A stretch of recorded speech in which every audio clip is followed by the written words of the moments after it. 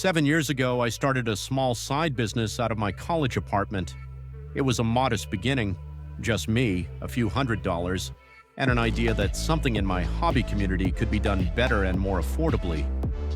Back then, I was into a pretty niche hobby and noticed how overpriced and hard to find a certain product was. After some digging, I managed to get in touch with a factory rep willing to bend the rules and sell me a single bulk unit. That $400 shipment marked the beginning. I listed it on eBay, messaged hobbyists on forums, and built a bare-bones website with PayPal buttons. It wasn't fancy, but it worked. I sold out, ordered more, then doubled the order again. Soon, my apartment was filled with boxes. During that first year, I was selling 1 to 2 units a day. My girlfriend, now wife, helped me pack orders in the evenings, and USPS picked them up off the porch each morning.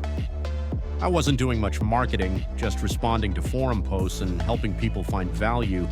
That personal touch made all the difference. After graduating, I landed a 9-to-5 job, but the side business kept growing. I was processing orders every night, about 5 per day, and pulling in an extra $500 per month. It was tiring, but worth it. Eventually, I upgraded to a proper shopping cart system and tried to automate what I could. By 2009, customers were modifying my products to suit their needs even better. That gave me an idea. I partnered with a local shop to offer a professionally modified version. It took off.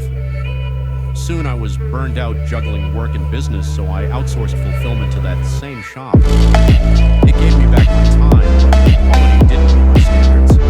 When my job offered me a pay cut due to lost contracts, I declined and took a leave.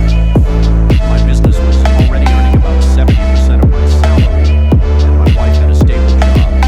I went full-time. With my full focus, sales jumped.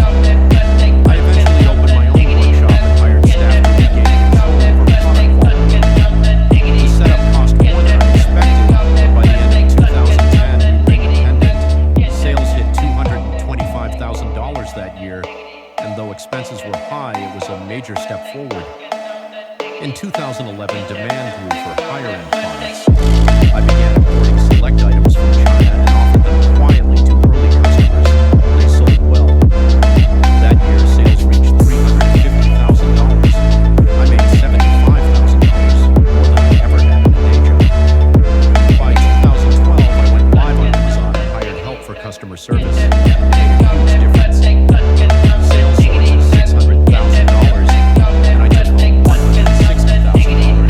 In 2013, I scaled operations again, hired more staff, optimized listings, and joined Fulfillment by Amazon, FBA. Sales exploded. Now in 2014, we've just passed $1 million in year-to-date sales. I'm working on new products, scouting suppliers, and planning to build a 12,000 square foot facility to handle future growth.